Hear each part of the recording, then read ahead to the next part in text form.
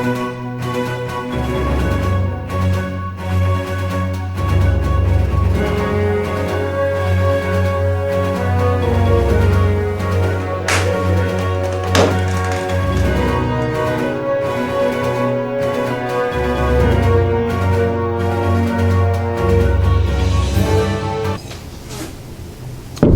Okay. Good morning and welcome to another episode of WVHS. I'm your only host, Chase. This time we've got announcements, as always, with Austin Parker. Thank you, Chase. Oh, hi. Hi. I'm good. How are you? Just finished my coffee. Was it good? Oh, yeah, it was great. Well, did you know that the 2018 Veterans Day ceremony is Monday, November 12th at 9:45 to 10:30 in the gym? Did not know that. Well, the theme is We Salute You. If you have a family member I do. that you would like to be in the Veterans Day slideshow, you have to send your pictures to Miss Barnes by November 6th. Yes. What room is she in? She is in room 118, Gotcha. the best classroom in VHS. Oh. October 15th through October 31st, we have a penny war going on. What's that? You donate pennies to your class's jug in the lobby to earn points, but they take away points if you donate silver coins and dollar bills. And if you win, you get free dress for a week. That's interesting. What's that going to? The proceeds go toward water filters for families in Rwanda. Rwanda. 1 penny equals 1 point, a nickel equals 5 points, a dime equals 10 points, a quarter equals 25 points, and $1 equals 100 points. That's cool. I know. We're back to the Grind VHS Cafe. I'm out of coffee. Oh, I'm sorry. Well, you can go get a hot caramel latte or iced caramel coffee or muffins, and they have pound cake. How much is that? You not know? $2. $2. You could get a piece We of need pound cake. Secretary Wade to go get us some. Oh, yeah. I'm not gonna do that. Yeah, you got to now. Wade should get the Best Secretary of the Year award. It's not funny anymore. You're fired, Wade. Anyways, that's it for Keeping Up with the Cleve Week 5. Back to you, Chase. Hi, Chase.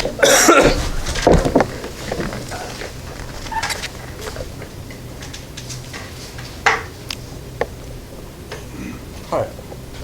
Hi. I can't say I filmed that or anything, but I did. Why are you here? Well, it turns out that I can't get fired from a class and I'm extremely desperate for credits. You should fail. Oh. But I was hoping it was for real this time because I wanted to fire you badly. Too bad you're stuck with me forever. Now let's go to Robbie with the weather. Help. Finally, some cold air. Whew, I can actually go outside without getting soaked in my own sweat now. Oof, yikes. Now to tell you guys about this amazing weather. Monday will be mostly cloudy. Tuesday will be partly cloudy. Wednesday, expect light showers, and there will also be a patch of sunny briskness on Thursday. Friday will be partly cloudy. Temperatures this week will stay in the high 50s and low 60s. That's all for the weather. Back to you, Cheese. It's Friday, Chase. Do you know what that means? That it's not Tuesday when we're filming this, and that Saturday is tomorrow, and Saturday is for the boys. No, Saturday is gardening day, Chase. Well, since gardening is indeed an extreme sport, let's go to our very own sportscasters, Madison and Kelsey. Welcome to the Dog Pound. And I'm Madison. My name's Kelsey. How do you forget your name? Like, we do this, like, every week. Look, I have a lot of stuff going on. I mean, but we're talking about sports. It's the Dog Pound. Let's go. Okay, Kelsey, we'll go. This weekend was an exciting sports weekend. I would agree. The Bulldogs got the dub in almost every sport. So, I mean, between football, cheer, band, cross country. We did amazing in sports this weekend. I think so. I think the Bulldog spirit has just been growing these past weeks. I'm pretty proud of us. It really has, Kelsey. We're very proud of all of our sports. But did you hear about the band, though? Oh, I did hear about the band. Band won superior overall. The dance team earned a 2, the color guard earned a 1, and the band overall won a 1, 1, 2, and the drum line also earned a 1.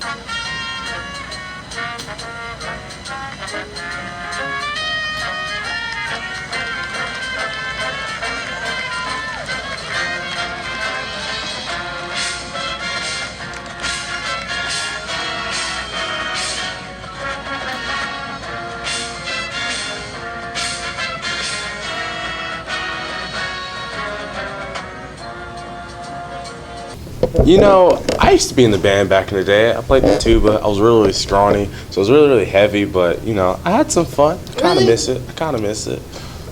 How much fun was this? How much fun? On a scale of 1 to Beethoven, it was like Bach. So, Yeah. did that go over? Okay. It Okay. went over my head like straight over it. Yeah. Okay. I mean, I tried to play the drums, but nobody let me. you They don't told me I was too aggressive. probably don't have enough. You can play football though. I mean. Speaking of an outstanding weekend, Kelsey, our cross country team ran through some personal records. You did not just use that pun. Are you mad? Don't be mad. I'm not mad. I'm just disappointed. I think What? you should leave that to Carl Zeus. Why are you disappointed? I mean, they weren't like on a scale of 1 to 10, they were bad. Like Little Mix bad, not like Michael Jackson bad. Like, Anyways, really bad. Will Wilson led the boys this weekend. With a personal record. Yes. And Julian Candelero also knocked off some seconds on his personal record this weekend. Haley Walker knocked off 30 seconds off of her previous best. The cross country teams will compete at George County this weekend in the district championships. On the Van Cleve Senior Night, the Bulldogs hosted the Bay High Tigers for their third district game after Friday night. The records for the region are East Central 7-0, with the region being 4-0, staying Stanislaus in second with 3rd and 5, and their record being 2-1 in district. Moss Point 3-6, 2-1 in district. Van Cleve 4-4, 1-2 in district. Bay High 1-7, 1-2 in district, and Pass Christian 1-7, 1-2 in district.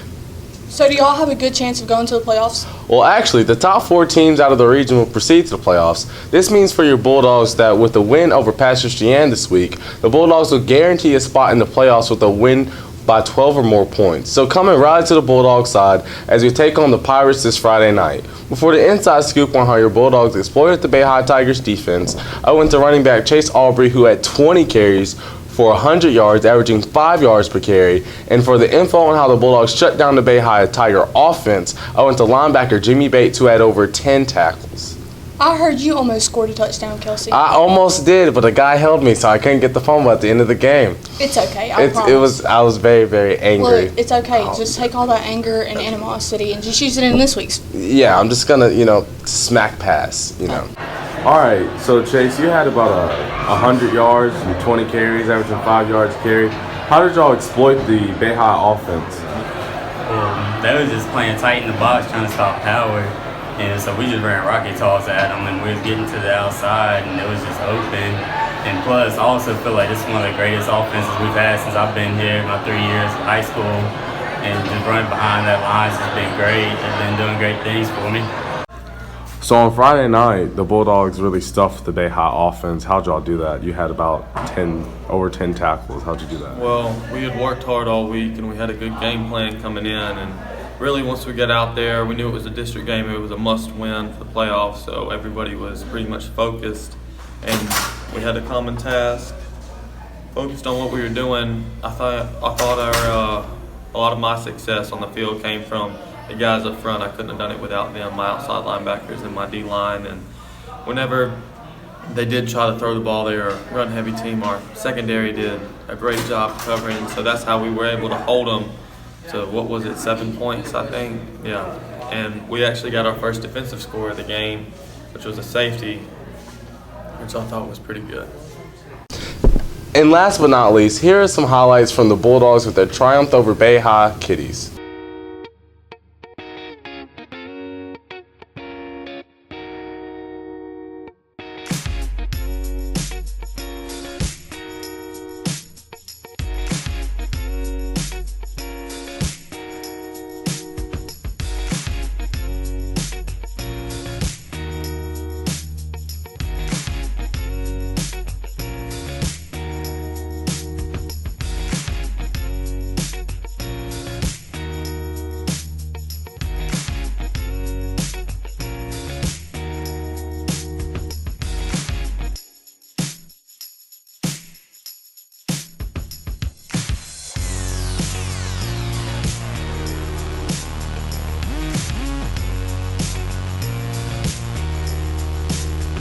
This has been Kelsey and Madison. Back to you, Chase. Go sports! Chase, do you even watch sports? No, but I do participate in the coincidence. You mean like this? Sure would. Sure. I'm sorry. Well, while I'm finishing up the coincidence, we can go to Samson for our local news. Thank you, Wade. Last Friday was the seniors' last home game pep rally. It was an exciting pep rally with the seniors winning the Spirit Stick. There was also a senior skit made by Emma Wages, a senior and dance team captain.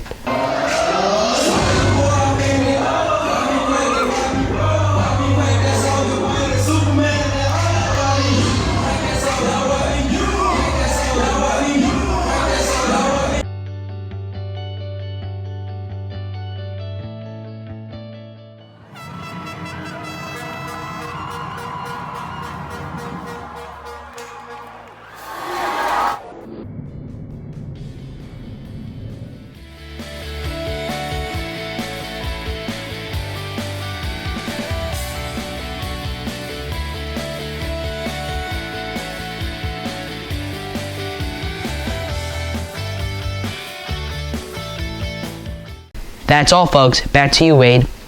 Yes, that was very good. My German accent is better. This is true. Speaking of other nationalities, let's go to Durrell for our national news. I think that was the weirdest transition we've ever written. Or filmed.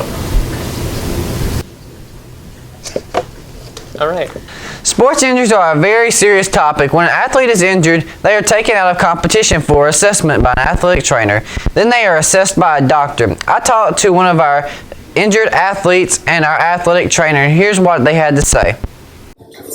Well, I got hurt in football. I was doing our normal free stretches, and I was doing karaoke for agility, and I was ankle and a fracture. So I couldn't walk on it. I had to get crutches. I had to get a boot. And it's affected me in a lot of ways because I couldn't play football and I couldn't do anything at home. I had to be on crutches at first, and it just kind of slowed me up a lot. And I had to be out for close to 4 weeks, and I just don't like it. I like being in the game. Well, the first thing you're going to do is do what we call a primary survey, which that's you're checking for airway and breathing circulation. Just making sure they're responsive and they can breathe. Somebody can talk to you and tell you what's going on, and obviously they are breathing, they have a pulse, all that good stuff. If they're not talking to you, then you're actually physically going to check, make sure they're breathing, have a pulse. The history is them telling you what's going on, okay? What happened, what did you feel, what did you hurt, and you're getting as much information from that person as you can. You want to ask them if they've had a previous injury to that body part, change things, as to what's normal for them. Looking for swelling, discoloration, that type of thing. Palpation is when you're actually getting to put your hands on that person and you're feeling for issues. You got to feel for deformity, you got to feel for swelling, checking for circulation if that's a question at that particular time and body part. And from there we go into special testing. And you want to do all those comparisons from one side to the other because everybody's going to be a little bit different. And what you're going to do is take all that information and put it together. I'm Daryl Cole from WVHS. Back to you, Wade. Chase, have you ever had an injury before? Does stubbing my toe count? I think in many ways that's the worst injury of all. I agree. But enough talk about my destroyed phalanges. Let's go to Emily's shout-out question. What if superheroes were real?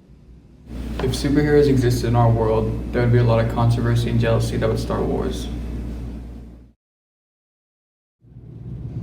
I think if superheroes existed, then less people would be dying from things like disasters, and many disasters and even natural disasters could possibly be avoided.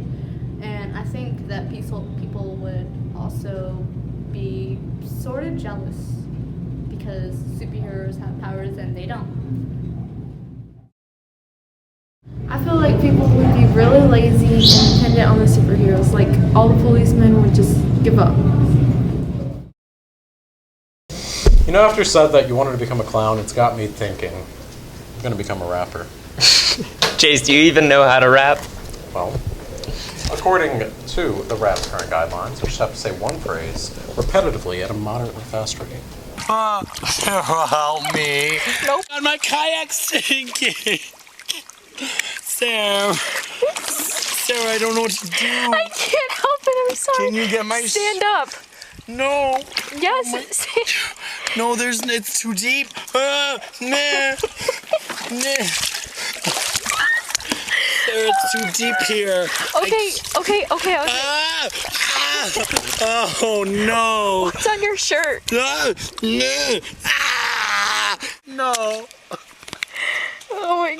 Oh my god, I don't know what to do. I feel like falling out of a kayak is not as eventful as that man made it look. Completely agree to that bizarre overreaction. But it's time for the end of this week's broadcast. Thank you all for watching, and we hope you enjoyed. And don't forget to dream big, Van Cleve High School.